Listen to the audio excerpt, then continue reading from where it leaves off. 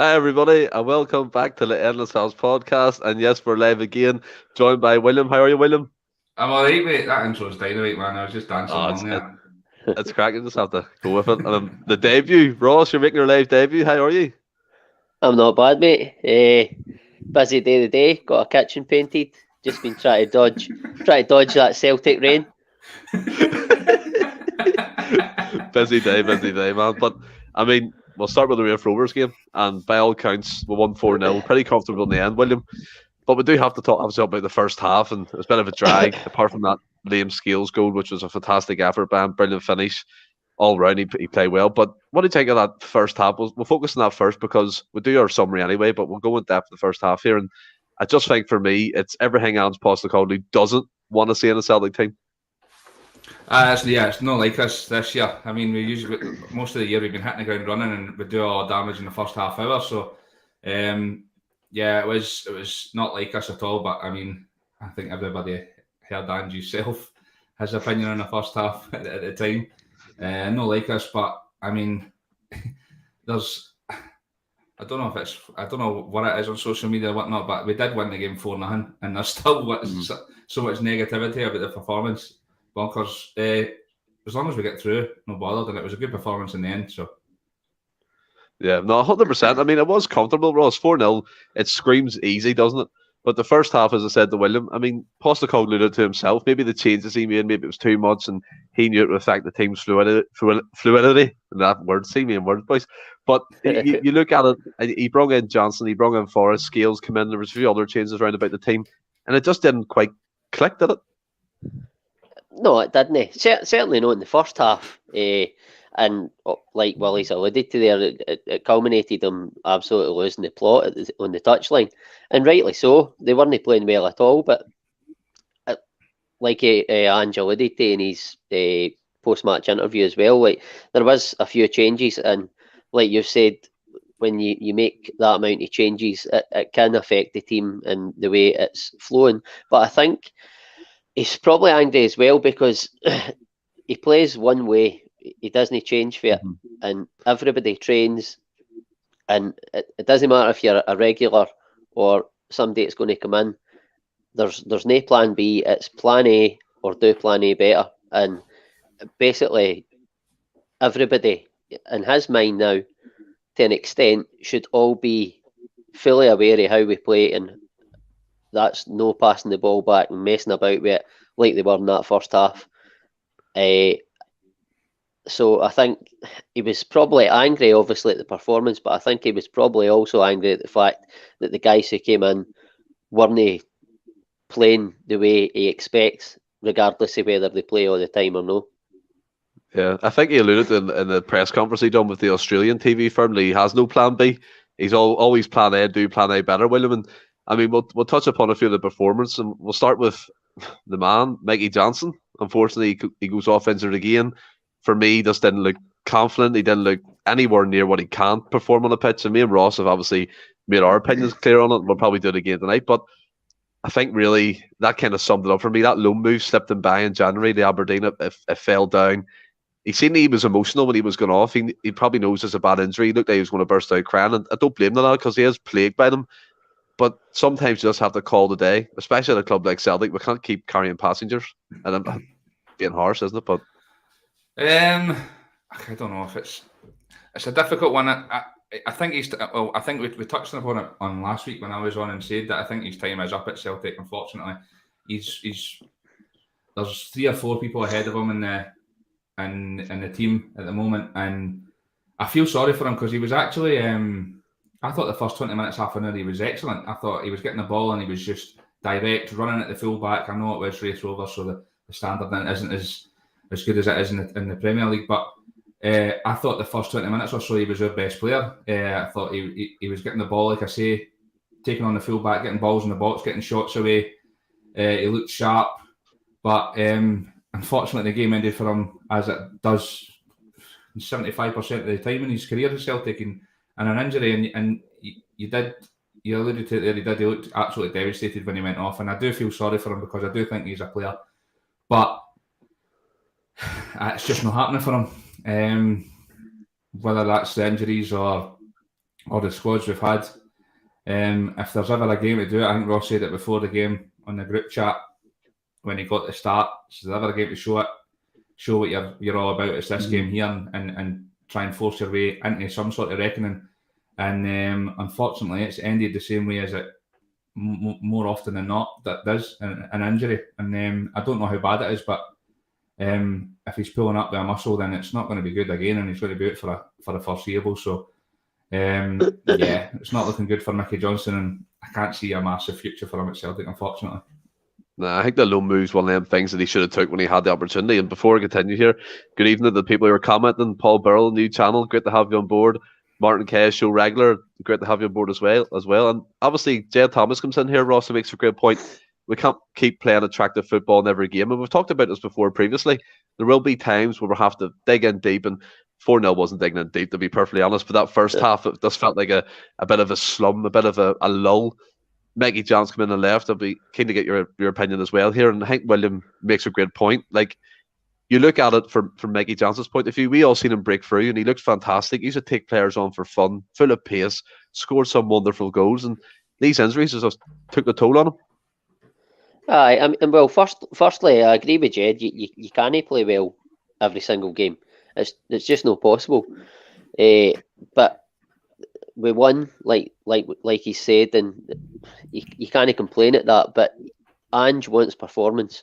He always wants performance. So we can't. He won't let them away with performances like Sunday often.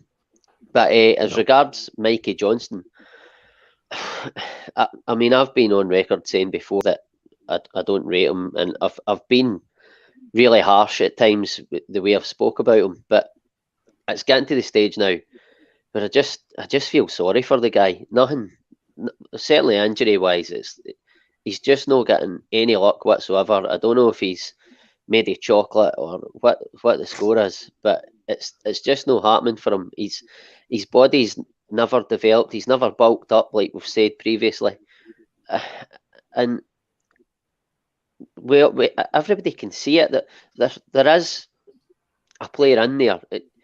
He can skin guys. He's got a ton of pace. He's got skill, but his decision making on the ball it's absolutely mind blowing at times.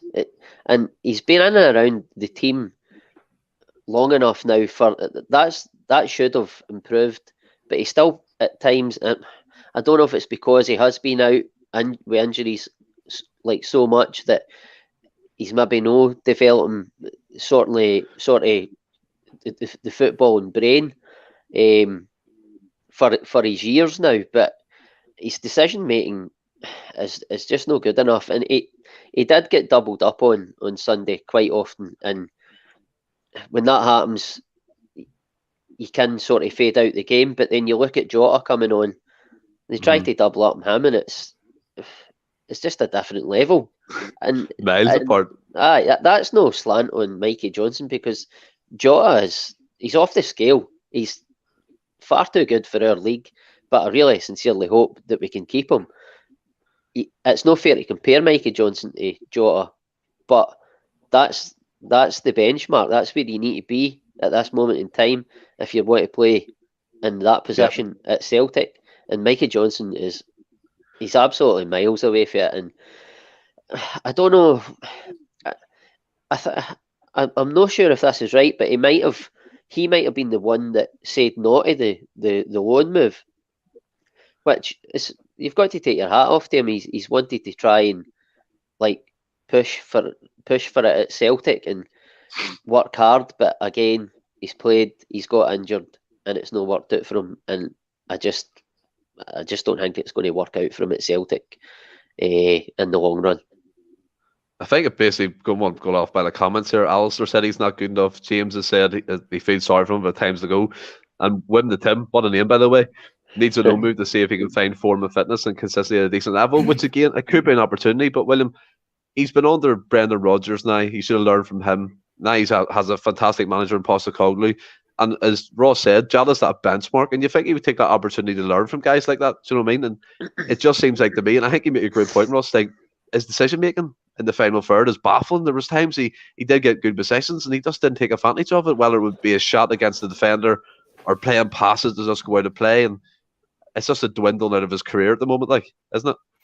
I think so. I don't think it's a question of his mentality, to be honest with you. I think, to be fair, when he's on the park, I do think he does give all he's got. He's not got the ability of, said others like Jota and Forrest and the likes through the years. So I don't think it's a matter of mentality. And if that's the truth that he did turn down a loan move and he wanted to stay and fight for his place, then that says more about his mentality than anything. Totally agree. But he's like Ross said, he's made of chocolate. I mean, his body's no coping, obviously, and it's a shame. But in saying that, even if his body was coping, I still don't think he would be good enough to get in our team. And I don't think he would be good enough to be second fiddle to Jota even. I think he's third or fourth in the line. So, even with all the injuries and stuff, obviously, Ange has got a better football brain than me, and he sees something there because he keeps picking them. So, who knows? He might turn it around, but I think that a loan move probably would have been best for him.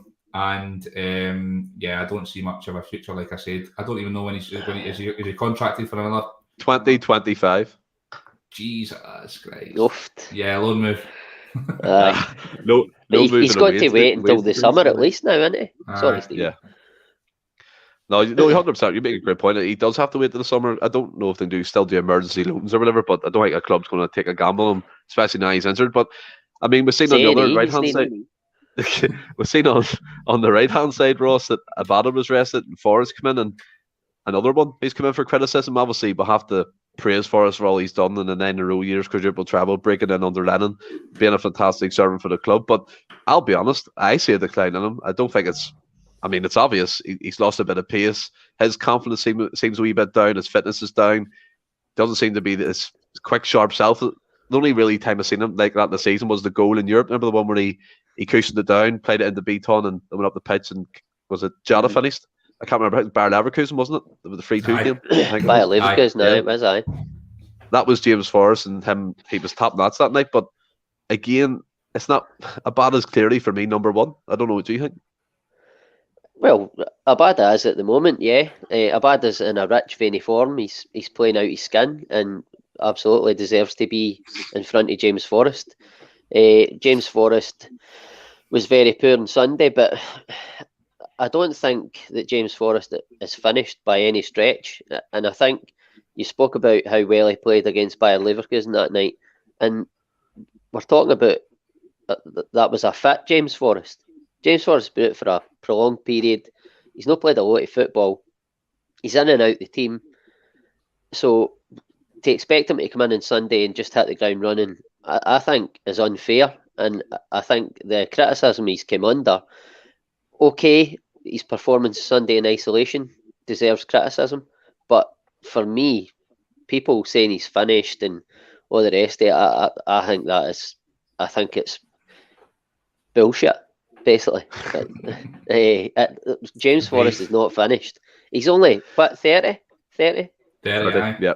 That's not old for a footballer now. The way the scientists and all that, and the way they look after themselves now, footballers can go on a lot longer than what they did maybe 10, 12 years ago. But James Forrest has looked after himself, and the body type that he is, he's powerful still. You can see he's got power, and he's pacey. And okay, it does look, admittedly, it does look like that on the face of it at the minute, that he has lost a yard of pace. But I just think he's still trying to get up to speed. I don't think because he's not getting a run of games, it's difficult to get up to speed. And for me, no, James Forrest has been an absolute, he's a club legend. He's been a legend. He's been outstanding. His peak years, he was absolutely unbelievable for his top class. Yep. And I think we'll see that again for James Forrest in a Celtic jersey. It might not be this season because he has had like we've said, a run of injuries. But if he maybe gets games here and there and muddles through this season, if you like, gets a good pre-season under his belt, gets injury free, I think you'll see a different James Forrest next season again. I think, to be fair, Ross, when you say the criticism is overboard, yes, I tend to agree some of it is, but you have to look at it from the angle, can he be relied upon again? Can he be, I'm not going to say trusted, because James Forrest has been a loyal servant, William, to Celtic Football Club. We all know that. He's been fantastic. But I'm not going to be blind to the fact that I believe, anyway, he's lost a bit of pace. His confidence seemed down. And while I do agree with some of what Ross said, I don't think he'll ever get back to peak Forrest again, where he was firing all cylinders, pacey, taking players on. I can't see it. There's only that game against Bayer Leverkusen, and then obviously he was in there for a long period of time. He's been dipping into the team, and I think Jed Thomas makes a great point. We're forgetting about Carmoko. He made his comeback in the B team in the Lowland League during the weekend there, so that could be another one challenging for Forrest's position. And sometimes, club legend or not, it does have to be like it's time to pass the baton, so to speak. Nah, not for me. I don't understand the criticism at all. There's a, you know me in social media, and I don't try to get involved because it winds me up something off it. But there's a massive part of your support, the keyboard warriors, that after every game, and it doesn't matter.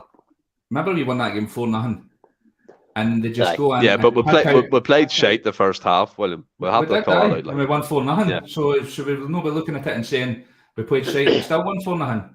But it's the same. This has been the same all season with the likes of Greg Taylor, where we've been battering teams, and it's just trying to find some sort of negativity. So it's like he's had a bad game, or he's not played great for 20 minutes. He misled 2 or 3 passes. He's shite. Get him out the team. And I feel like it's the same with James Forrest. I was going on to the social media afterwards, and people are saying that's it. He's finished.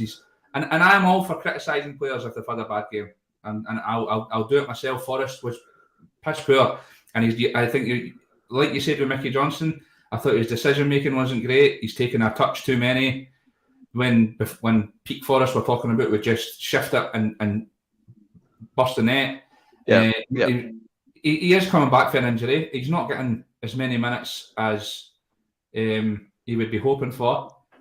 I just think it's to kind of cast him out there and make him a scapegoat when. By the way, he came on and saved our bacon in the semi-final this year as well, scored the goal to get us through to the final. There's no way in hell he is finished. He is still a top player, and 100% agree Abad is number 1 now, and he should be because he's been absolutely superb. But James Forrest is still a fantastic player, and he would walk into any other team in the SPL. That's not denied. I'm not denying that, but what I'm saying is I can see a decline. You can see he's lost a bit of pace. Like that's blatantly obvious ever since he's come back from his injury, and whether he's playing in prolonged periods of games. Like Ross, Raith Rovers, it's not a high level opposition. We said the same for Mikey Johnston. He didn't quite do it. I think it's right, Ross, that we call out Forrest too, to be honest. But see, the thing that gets me as well is, for the most part of that game, in certainly the first 11 it started, right? James Forrest and Mikey Johnston were the only ones that were playing bad. The whole team was off it. Maybe coming on to that. You could give Scales pass marks, but they weren't the only ones. But I think it's probably highlighted more in their positions because they're expected to go and beat their man, get balls into the box, and it's more obvious that they're not playing well than it is, say, I don't know, a centre half or like Stephen Welsh or whatever. I'm not saying Stephen Welsh had a terrible game, but nobody played well in that first half, really. Possibly other than Scales and maybe Giakoumakis, we'll probably go into them, but I just think that it's fine. Like Willie says, it's after the game, the criticism of players at times, like Forrest, where it's fine to criticise their performance on a game in isolation, but guys are going on and saying he's finished, he's done this, that, the next time. Like writing off his Celtic career, get him out the door and all the rest of it. And it's one game. He's not been amazing this season, but it's been stop-start for him. Yeah, and when you're stop-start, you can't get up to. And I understand what you're saying, Stephen, that looking at it from the outside, looking in, you could say, like, there's a case for you saying that he's lost a yard of pace because he doesn't look his explosive self at the minute. But I just think it's down to match fitness and recovering, still coming back for an injury, in my opinion. But I mean, you're entitled to your opinion, and I totally take it on board because I can see where you're coming from, but I just think it's because of match fitness. No, again, it is some of it could be match fitness, but again, you have to look at it as you said from the outside in, and it does look like to me Forrest has lost a bit of pace. And Ian McIntosh, welcome back to the show. Lots of people quick the right Forrest off. He's been out of sorts and hope he can improve. Some people wrong, and I agree. I love James Forrest. I love this. This isn't me saying, as Ross said, some fans have said it's time for him to go. I do not believe that at all. James Forrest will be around Celtic until he retires. I firmly believe that.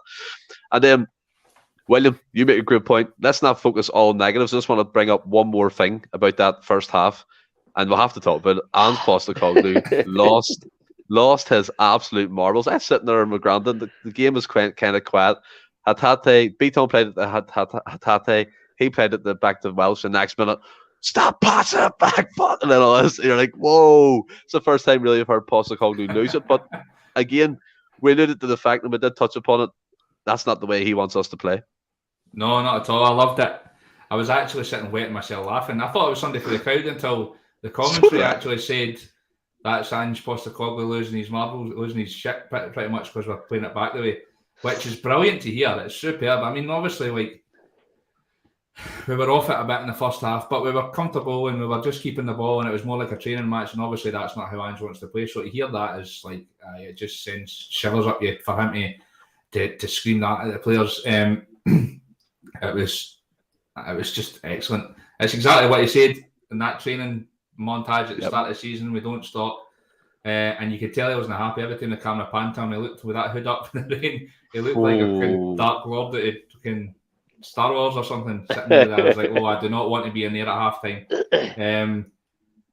Brilliant to hear. I mean, the guy's just it's when you think you can't love him anymore, he just goes and says another thing or does another thing, and you're just like, oh, brilliant, man. Yeah, 100%. Alistair Jack comes in with a great point. You can't read too much in the cup games. We're through and move on. And to be fair, that kind of sums it up perfectly. But Ross, Ange Postecoglou, whether it's a cup game against Raith Rovers or a Europa League game against Bayer Leverkusen, he wants us to play a certain way, and he's making that pretty clear in, week out, isn't he?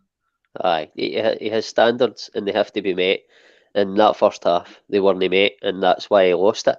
But he just, like, I absolutely loved it, and it's like he knows the exact moment to do it. He always picks the right moment to say something, do something all the time. And even in his interview, he sort of explained why he lost it, and basically said that we were comfortable, but I don't want us to be comfortable. Mm-hmm.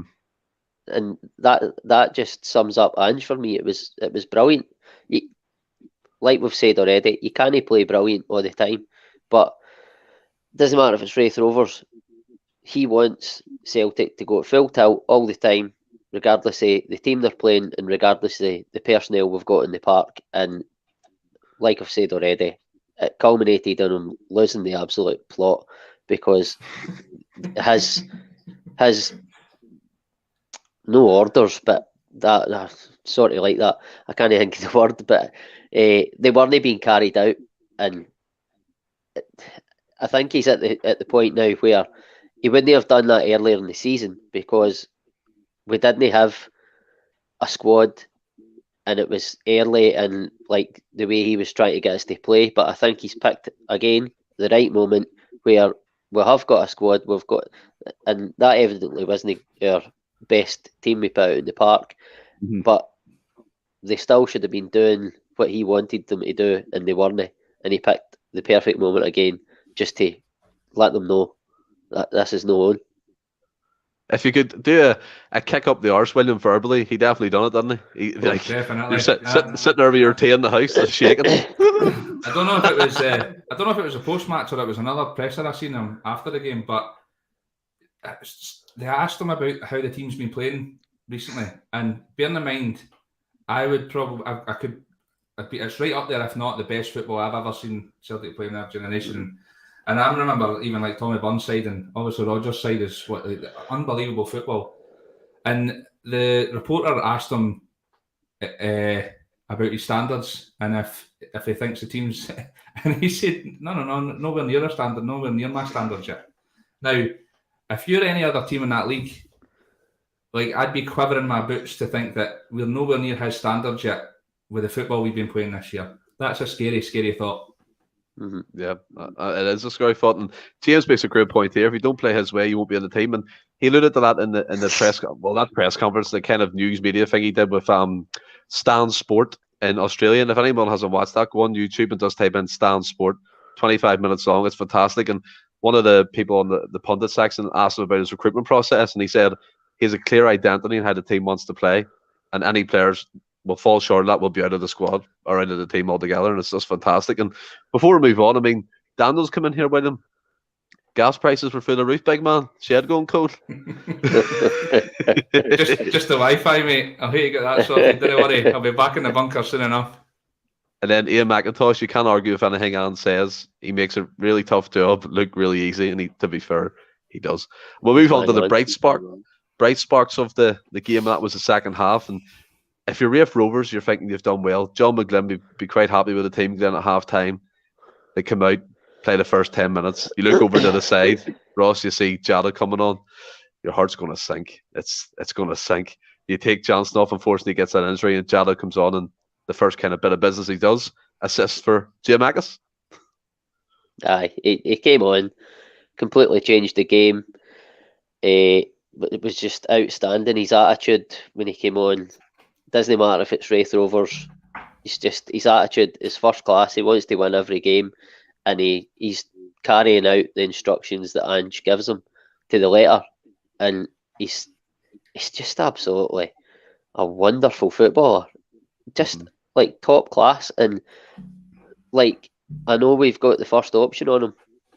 I think we'll do well to keep him, and I believe, I think we will keep him, because looking at him, it looks like he loves being here, and who wouldn't love playing under Ange and playing in this style of football when you play the way Jota does? I don't know if he does stay, it might only be for another season. But boy, will we get a big fee for him. One of the things that I do love most about him, William, it's like, for a guy with his talent, and this is not stereotypical, you get some people who would come over to Scotland, they'll play, but this is easy, I'll get my move, I won't sign on. But he seems so humble, he seems so respectful, and as Ross says, Postecoglou tells him what to do. He's on that pitch, he's doing it, he's celebrating with the fans, he's going along with the celebrations at the end, miming them. Don't know if you've seen that clip. It's like he's singing it as well. It's fantastic to see, and you couldn't blame him if he went, "Why am I coming on against Raith? I need a break." But he comes on, takes the game by the scruff of the neck, much like a captain would, and he turned it around for us. Like, definitely, he changed the game. We were looking a bit slack and stuff, and I did say in the group chat as well, I need to put it out there that I did say, well, he'll come on in 10 minutes and we'll win the game 4-0, which happened. Like, didn't stick my Did you say that? He never said that. He's still lies. Total lies. But you're bang on. It doesn't matter if he's playing, if it's a World Cup final or if it's Raith Rovers in the Cup. He's out there to win. He's a born winner. I think he's a bang on as well with the whole, how he's taken to the club. He's bought into the whole culture. Like you say, you see the social media things. You've seen, there's that one where I'm coming in the training and he was getting an aye, didn't try to do that accent. And when he first joined, he talked about his relationship with Kyogo and how he was trying to learn some Japanese so that he can communicate with him better. I mean, he's humble, consummate professional. You never see any moaning about him getting benched, because he has been coming off the bench recently because he's come back for his injury. And you see him when he's on the pitch, see if something doesn't come up. I'm telling you, he shouted it. See when something doesn't come off. See, he beats a man and he hits a shot, but it's 20 feet wide. You see how annoyed he gets at himself. He's just an absolute born winner, and Celtic should be absolutely breaking the bank to get him. It's just, but I mean, if he doesn't come, we know it's down to the player. But the thing is, like Ross is saying, we're really hopeful he's proper bought into the club and yourself. He's obviously got a massive relationship with the fans already. We love him. I think he loves us. So fingers crossed he signs in the dotted line. But I mean, I think he's a Benfica fan. So you imagine that, and you imagine the other way about. And it's me and I'm a Celtic man, and I go to Benfica and I set the world alight and they're wanting me, but Celtic go, we want you back. I mean, so it's one of them. Just fingers crossed he makes the right choice. Hopefully least it we know turns into William. Mark Rosas. Celtic tattoos and that. I think Massimo Donati has a Celtic tattoo as well. It just shows you the pull of the club, Ross. No matter where you are in the world, you get that connection with the green and white. You'll have it for life. John Hart's another example, Celtic tattoo on his chest. And then I do have to give a shout out here to Giakoumakis. There's a few comments coming in, Ross, about Giakoumakis and his kind of impact in the team. Martin has said that he'll score plenty of goals. And it's like, this guy, again, he's not overwhelmingly spectacular. He's not full of tricks. But what he does, he gives you effort. He gives you endeavour. He holds the ball up when things aren't going well. We've missed that kind of focal point. I know Kyogo is obviously our main striker, and he'll come back into the team. Maeda as well. But Giakoumakis just gives us a different dimension. Well, I believe anyway. I really, really like him. I think he's been outstanding for us for the turn of the year. I think the goals will probably come. People are saying he doesn't get enough goals, but in his defence, the chances he's missed, he's no like skied it or totally ballooned it wide or whatever. It's been on target. Keepers have made good saves. The goals will come. You can tell the way he celebrated that goal on Sunday that he's about scoring goals. He wants to score goals. But for me, at the moment, he's not scoring as many goals as most would hope, as he would hope, but he's still bringing a lot to the team. And I think, now bear with me here, right? This is maybe going to sound a bit stupid to explain it, but the formation that we play, right, he's through the middle of the front three. You've got Jota at the moment and Maeda either side of him, right? Now, he's not getting all the goals, he's not getting all the plaudits, but he's doing all the dirty work. And for me, he's doing the Firmino job in the Liverpool team, the unnoticed stuff, the unglamorous stuff, to allow Jota and Maeda, who are Mane and Salah, to get all the goals and finish it off. I think he's doing the Firmino job in the Celtic shirt at the moment. And okay, he's not getting all the goals, but he's still bringing a hell of a lot to the team. I think the guy is brilliant. I really, really like him. And I think when Kyogo comes back, you would think that he's going to play through the middle. But at the same time, Giakoumakis is that other option when things are not going well. It's a great option to have. You could still have Kyogo in the part and put him out in the left. The options we've got up top now are unbelievable.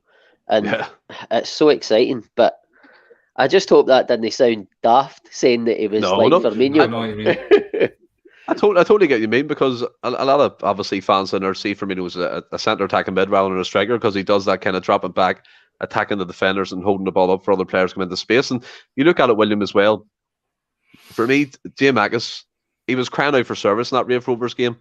Jota comes on, one cross, he gets the goal. Regardless of if it's a tap-in, he's still there to finish it. A poacher's finish by all accounts. But the man, I mean, everyone here in the comments, Ian McIntosh, Big GG leads the line well. Alistair Jack, 4 goals and 7 starts, not bad. He's done quite well, like, to be fair. I was just about to say, Alistair's beat me to it tonight. I was just about to say, we're all screaming about him, and myself included last week was saying, I think he needs to add goals, but that's not a bad tally, to be fair. Ross is bang on, just a different option. I mean, if you're going away to Tynecastle and you know it's going to be 2 or 3 centre-halves and it's going to be a fight, the big man's not a bad option to put in there instead of Kyogo. It's like, and we're going to rotate the side. I think he's been an absolutely tremendous, and this is another example of what we're talking about earlier with the negativity after that Livingston game. It was, and he'll miss the penalty. It was get him out of the club. He's the first striker gone and all the rest of it. And we were banging on about how on this podcast about how he's looking good, and if he gets a service, he's going to score goals. He just needs time and he needs a chance. And then he's got his run of games, and he's been absolutely superb. I'm so pleased he got his goal because he deserved it. Because he absolutely, I don't think there's anybody in the team that works harder than him. No, in the last 6 weeks anyway. He's been an absolute breath of fresh air. And to think that 6 weeks ago, 8 weeks ago, we were thinking if Kyogo's gone, that's it. What are we going to do? How are we going to manage? We've just come through our most difficult run of games. he's been at the forefront of it every single game, and he's been absolutely superb. I can't praise him high enough. I totally agree. Daniel's very controversial tonight. You know what I mean? You're saying now he's bringing up Maeda and Giakoumakis, and I think Ross alluded to the fact that our attacking options at the minute are fantastic, and Maeda just adds that. He comes on, kind of a fortune goal, really. The flick on, keeper fumbles it off his head into the net, but you take them goals again, poacher's finish. What do you think about the impact he's made? I think he's got 3 goals and 6 starts, so again, another striking option to add to the team. I think he's been very good. I agree with Daniel in the sense that at the minute, in the last Maeda's come in, let's say, I think that Giakoumakis has been the better option than Maeda, even though Maeda has probably got a better goals to game ratio. But I think that Maeda's still a great option. He works really hard, and he gets you could say he's a poacher. He gets goals for inside the 6-yard box. But both again are good players. I think Maeda is going to be an excellent player for us going forward. I don't know if he's just off the back of a full season in Japan. Yeah, he just finished the full season. Aye, so I mean, he could be a bit leggy at the moment, but you probably, again, like I've said about James Forrest, you might see the best of Maeda going into next season. But rapid though, isn't he? Fleeing. That's why I like him through that. Like the Motherwell game, he played it in the left, and I thought he did all right. But then last half hour, they put him through the middle, and we're just punting balls over the top, and it was just like roadrunner, man. He was just absolutely pelting by guys. But again, that's another option. So many different options up front. Aye, and different types of player. Aye. Yep. 100%. And quick fire to you both. Just say it. Who are you starting, William? Maeda or Giakoumakis if you had the choice? Well, it depends who I'm playing. Exactly. No, if you had straight, who would you play now, like in terms of form? So if you're talking about Thursday night, I would play Big Gio because he's been superb. You can't. He's came in and took his chance, and he's been brilliant. You can't take him out of the team. What about yourself, Ross? Thursday night, I'd play Giakoumakis. Just a presence. He'll hold the ball up. He brings Jota and Maeda into play, and it's no slanting Maeda. Maeda could play out on the left if Jota wasn't there, but Jota's there and he's absolutely tremendous. So it's just the way it is. It brings it down to the fact it's great options to have, isn't it? It's great options that we didn't have at the start of the season.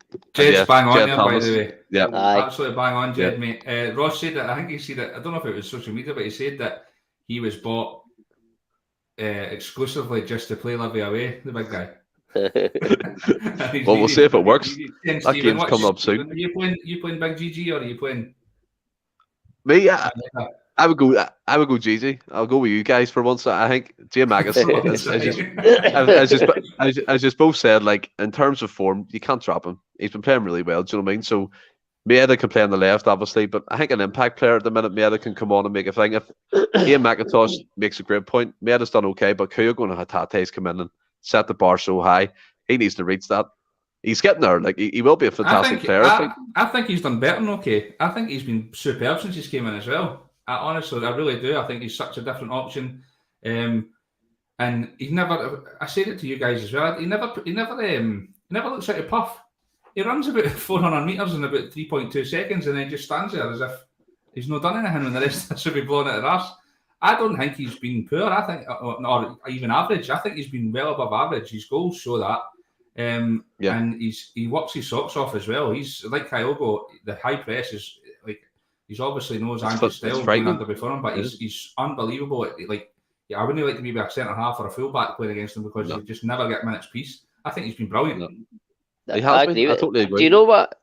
Sorry, do you know what I think people are? I think people are comparing his performances that he's put in a Celtic jersey against his YouTube reels because he looked dynamite in the reels, and people are looking for him to pick the ball up in the halfway line, run by 3 guys, and bang it into the far corner.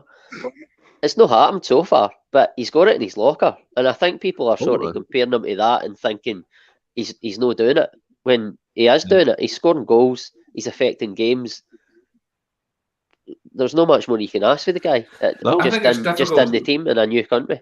I think it's difficult to judge players when it's like this. See if he was like Giakoumakis and he got running 7-8 games on the trot, getting 78 to 90 minutes most games, I reckon a lot of people would be changing their opinion. They'd be saying he's the best thing since sliced bread then. Aye, but that's obviously gone down to form. But look, to sum up the Raith Rovers game, we don't want to spend an hour on it, guys. I mean, Martin came in and said Beaton got that penalty. It was mince. He fouled him with a rebound, which again was mince. It was just a pure lucky goal. Celtics won 4-0. We're through the next round, which we drew Dundee United at Tannadice. So we'll touch upon that before the end of the show. But our next game is Bodo Glimt, guys, in the Europa League Conference. There's so many different European competitions now. Joe Finlay, William, comes in with a point here that I don't quite agree with. He says, put some wins out on Thursday. Our priority is not UEFA Conference. While I do get what he means in terms of the league is the bread and butter, it always is when it comes to Celtic Football Club. But Postecoglou wants to challenge himself in Europe, William. And he's made that pretty clear. He wants to play against the best. He wants to learn. And he wants Celtic to compete in whatever competition they're in. And I think this Conference League could be that perfect opportunity. Yeah, I think so. Big man, how are we doing, Joe? I think we've got a squad capable of competing on all fronts now. I don't think we need to make massive changes, to be honest with you. And I mean, he's made changes there on Sunday, so most of our first team regulars are going to be pretty fresh. I mean, I know what he's saying because the stature of the competition. I mean, it's not the one we want to be in, let's face it. Mm-hmm. But it is European football. I think looking at the teams, we've got a chance with the squad. I really do think we've got a chance. So, I will probably go on to talk about our teams later on, but I would be going strong. And I say we go strong. We've talked about it the last few weeks as well. If you're dropping somebody and bringing somebody else in, it's not a massive discrepancy between the two types of quality. If you're taking Rogic out and putting an O'Reilly in, it's not going to be a massive drop off, if any. So I think we've got a squad to compete. I'll be going strong. I think the quad trebles on. I love the optimism and confidence. I mean, I think there's majority of Celtic fans do believe we can challenge at some kind of front in Europe, and I think the finals in Albania, isn't it, Ross? And the president of Albania is a very big Celtic fan. But James comes in and also makes a great point. This is where the bench is a lot stronger with players that will make a difference. William alluded to the fact you can bring in O'Reilly, you can bring in Rogic, Turnbull's coming back, Tate can start Urigici in the midfield. You can go on for days talking about it.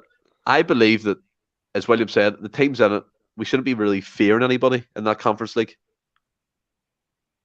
No, absolutely not. I don't have. No, Celtic shouldn't fear anybody in that competition. And to sort of touch on whether we should play a weakened team, I think whether you think that or not, I think it's evident that Ange is not going to play a weakened team on Thursday night. Nah. He played Cal McGregor at Alloa in the cup, so he's not going to. He'll be taking that serious. He knows his ability, and we're starting to see his ability as a manager, and he is over here to prove himself in Europe as well. And okay, like we've said, it's not the top tier European competition. It was difficult for Celtic to get into that for where they started this season. I think Ange knew that himself. In fact, I think he even alluded to that in that Stan Sport interview. So this is where we find ourselves this season. It's in terms of Europe, it's very early in the rebuild, and I think, like, hopefully, I think I'm just going to come and say it. I think we'll win the league, and I think we'll be in the Champions League next year. So good things come to those who wait. And at the minute, we're playing in this competition. It's another competition. Celtic want to win every single game. Ange wants to win every single game. So just go in there with belief. And by the way, let's not kid ourselves on. This will be a very difficult tie.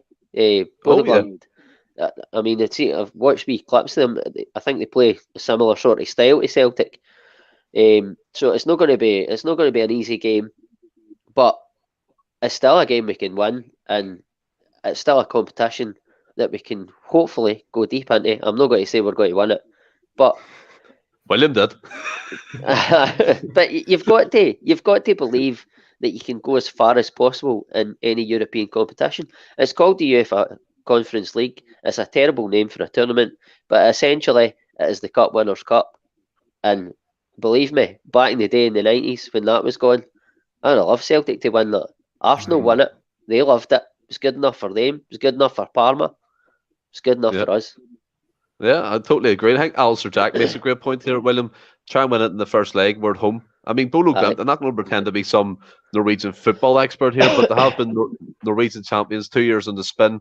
I think they've got one of the best European coaches up and coming. I think he's still in his 30s and he's getting plaudits literally all around European football. There's all sorts of teams looking at it. But one thing I do want to come to, Ian McIntosh has come back in. He argued that point. He says he gets Joe's point. He doesn't want to go into league games jaded and drop points after excursions in the Conference League. You can see both arguments here, can't you? Oh, yeah. Yeah, I totally understand that. But like I said, I think we've got the squad capable of doing competing on all fronts. And I mean, we were doing it when the Europa League was on and we had half the squad we had. So, and it's Dundee on Sunday. So you could put the under-16s out against them and win. So we'll be all right. I think we'll fire in here, but we'll fire in here. I'll start with yourself, William. We'll go for lineup predictions first. I'll come back around for the scores. What are you going for? Is Juranovic injured? He wasn't even in the squad. I think he's good. I think he had COVID, Wally. Oh, did he? Well, if he's back, I would go. Although Ralston's not a bad substitute, is he? I think he'll go with it. I think it's pretty much his first 11 at the moment. Is Hart, Juranovic, CCV, Starfelt, Taylor. Although I think Scales was Joe. Brilliant, mate. I would go Taylor left back, midfield three of Kalmak, Hatate and Rogic, and the front three of Abada, Jota and Big Giakoumakis. And what about yourself, Ross?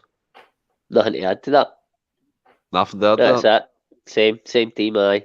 Possibly, he might play O'Reilly instead of Rogic, because Rogic, we have to call it out, he had a stinker on Sunday. He did. And O'Reilly was... I was wanting to make that point, sorry. See, when you were talking earlier as well, I was wanting to jump in, but I didn't at the time. When you said that, and everybody's having a go at Forrest and all that, not one person said anything about... And Rogic had an absolute... That was his worst game I've seen this season, and nobody bats an eyelid because he's been superb this year. I just think there's certain scapegoats. I'm going to start ranting again. Sorry. Just carry on. No, I was just going to... That's fine, I agree with you. Totally agree with you.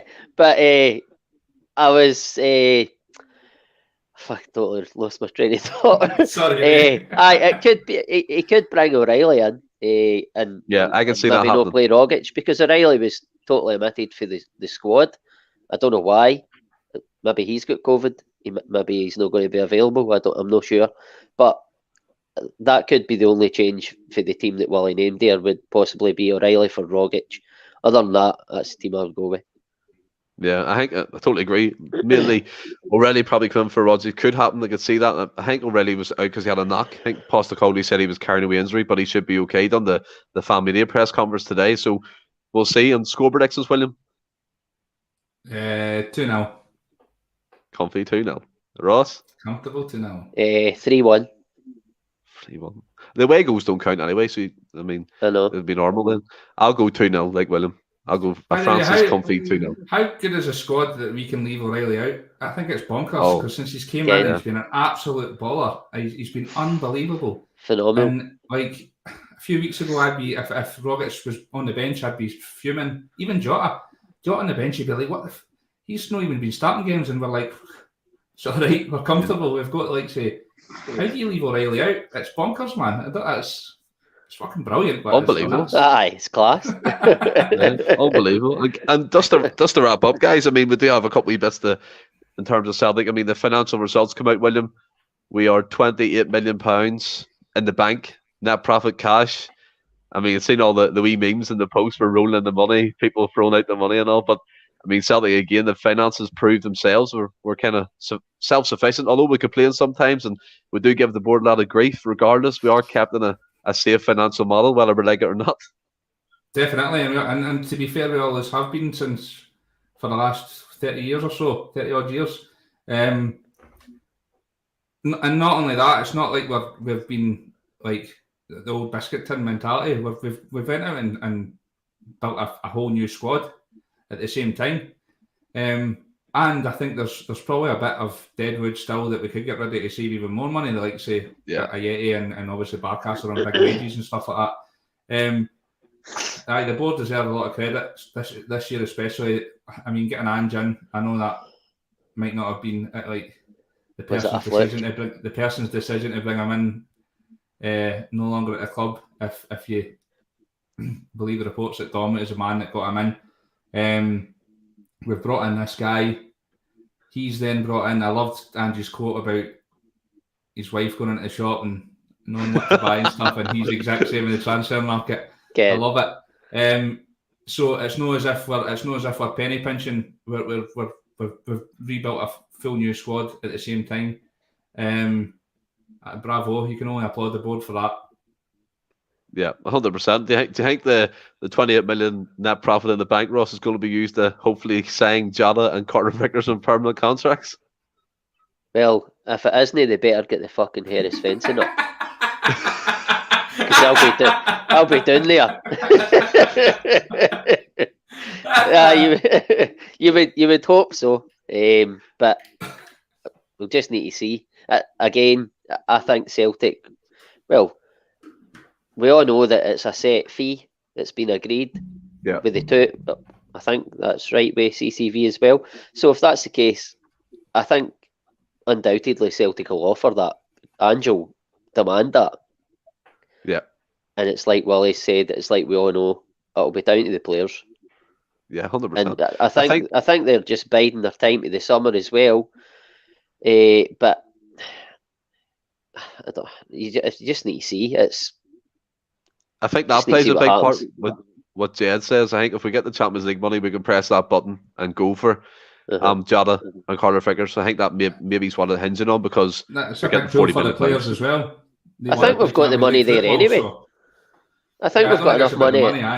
But I think we've got football's more a pull for the actual player to stay rather than absolutely. We can throw money at them or whatever, because I think, like Ross says, I think we've got the money there. It's just a matter of maybe that's what's been holding it out, because we were all praying to God that's on Sky Sports News and deadline day in January that we're going to announce that they've signed permanently. Yeah. But I mean, that might be the case. It might be that they're holding out for that, which we'll get, obviously. Do you know what's amazing? Like the actual trust that Celtic fans have in Postecoglou. Ian McIntosh, if we don't even sign him, just trust Postecoglou, he'll find players of a similar quality. Do you know what I mean? It's just. Go ahead. They'll announce Jota and Carter Vickers 2 days before we go and play Rangers at Ibrox, and fucking everybody will be buoyed, and we'll go and slay them. Yes, love it. And then, I mean, Postecoglou, I don't think he realises what he's done for this club. I really don't. The feel-good factor is just unbelievable. And again, for the viewers, Stan Sport, YouTube, that 25-minute interview with his Australian colleagues is absolutely fantastic. And just to write up the show again, William, the Scottish Cup draw, we got Dundee United at Tannadice. We were there to witness the last game at Tannadice in the pub. We're all a wee bit worse for wear, especially Anthony. I think he was still a wee bit tipsy from the night before, but he just Tom Rossi. Tom Rosie's that game had his dancing shoes on. We were absolutely fantastic. A good draw for Celtic, really, isn't it? Yeah, to be honest, I don't think it mattered who we drew. I was going to be confident. I mean, it's not. I wouldn't say it's the easiest draw, but the away at Tannadice has been notoriously difficult for us in the past. But this squad's got more than enough to absolutely blow them away. Every time we go, I'm confident we'll beat anybody. I really am, and that's why I said about the Conference League. I know there's still some big teams in there, but on our day, I think we're just too much to handle, too hot to handle. Yeah. Pundits are saying it on Sky Sports. Everybody's saying it. They're scared.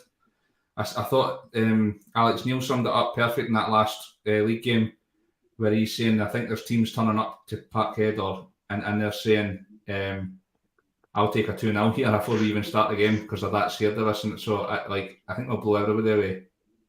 Yeah, according to Alistair, you look like Rico Noni. I don't know who. I don't know who Daniel's aimed this comment at. The coffee stain jumper. I can only assume you, Ross. I don't know. It must be me, but he's not even put an apostrophe in ones. So. Bye, Daniel. Dan Thomas said you'll get a pint the next time I see you, Ross, of that comment. So, I mean, the feel good factors for all to see there. But touched upon the draw, Martin. We're not finished yet. Just stay for now. Touching on the draw. I mean, Tannadice, as William said, they're usually a tough venue, but we can't really see anything past a Celtic winning in the next round, can they?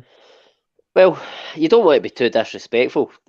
Tannadice is... He's on about saying the quadruple the travels on the quad when we're going to win the Coppers League. That must be a one comment. I did say Tannadice was a hard way to go. A hard place to go. Yeah. No, I don't want to get too caught. I mean, it's a cup game. It's away from home. You would rather it was at home, but Celtic have went to Tannadice already this season, won comfortably. But every game's different.